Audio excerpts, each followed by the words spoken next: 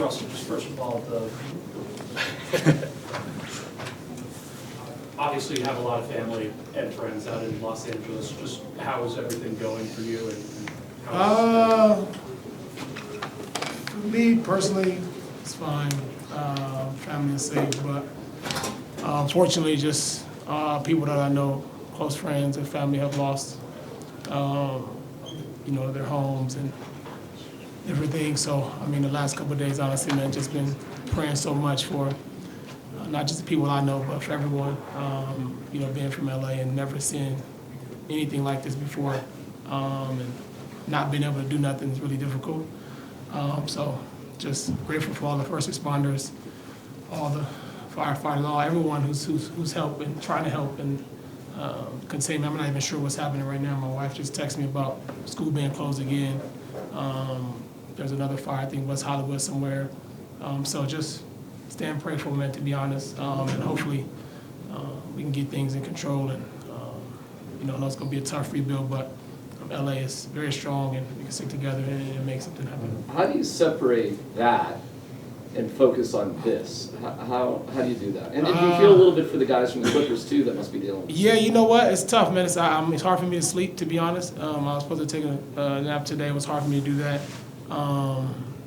And just because I care so much just about, see Los Angeles, and not just that, making sure family, friends, just people just watching videos of things that's going that used to be their businesses, homes, everything is people didn't put their lives, savings, whatever they may have, into some of their properties and real estate, and it's all gone, and nothing you can do about it. And to me, that hurts me personally, and not being able to do nothing is difficult for me to be able to see and watch. So I think the best thing I can do is, obviously this is my job, but go out and try to give people joy, inspiration by going out and playing the game hard as I can, and making sure that I do that, but also making sure I find ways to be able to help any way I can.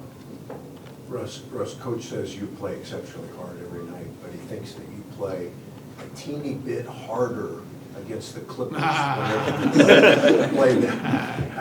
How much harder do you play against them? I play hard every night, man. I play hard every night. I love to compete. I love to compete at the highest level. And tonight just happened to be the Clippers, but I compete every single night, and I'm happy we took care of business like we supposed to, and took care of it. So, is how hard you play, why the fans, it seems like everywhere you stop, the fans just flock to you and just fall in love with you. Yeah, until man. you leave. Yeah, I'm grateful, man, for that. I'm grateful everywhere that I've been a part of, and every organization. I do connect with the fans very well, and I leave it on the line every night.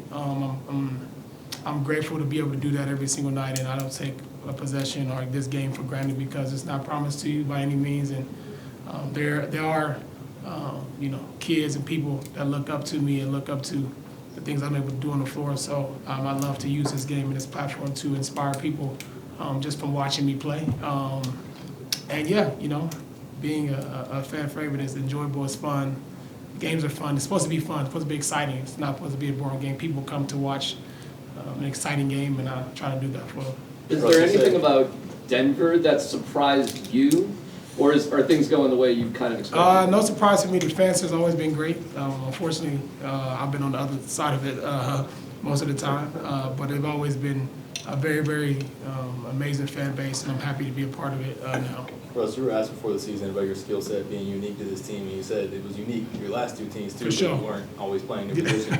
Your stats as a starter this season are pretty similar to what they've been throughout the last couple of years. Yeah. What do you think that says about those comments that you made preseason? Just being in position, being able to play my game consistently all year long, and when I'm able to do that, I feel more comfortable on the floor. I'm able to get my teammates involved and be able to put wins on the board, which is most important. And I'm grateful here that I'm allowed to do that, and being able to find a rhythm inside this team, especially we having guys in and out of their lineup.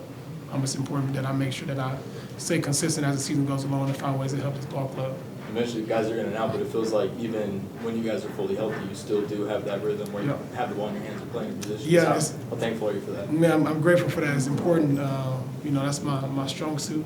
Being a point guard, I know a lot of times, you know, people see me and think I can be off the ball, be or whatever. I can play any position that's needed for me, but in this game, I'm a point guard, and that's the position I play. And being on the team, especially here with Nicole, and being able to have so many great teammates that allow me to do that, I'm grateful for that, especially with Mike as well. What do you find the best about working with Jamal then, when you guys are on the floor?